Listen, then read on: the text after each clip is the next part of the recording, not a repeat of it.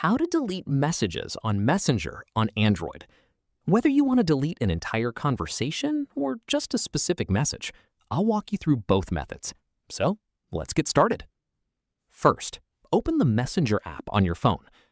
If you want to delete an entire conversation, find the chat you want to remove.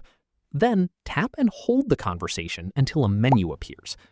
Next, tap Delete, then tap Delete again to confirm. This will remove the conversation from your Messenger account. Now, if you only want to delete a specific message, open the conversation and find the message you want to remove. Press and hold the message, then tap More, followed by Delete. If it's a message you sent, press and hold the message, tap More, then Delete. You'll see two options: Unsend for everyone or Delete for you. Choose the option you preferred. And that's it. You've successfully learned how to delete conversations and individual messages on Messenger. If this tutorial helped you, don't forget to like, subscribe, and turn on notifications for more easy tech tutorials.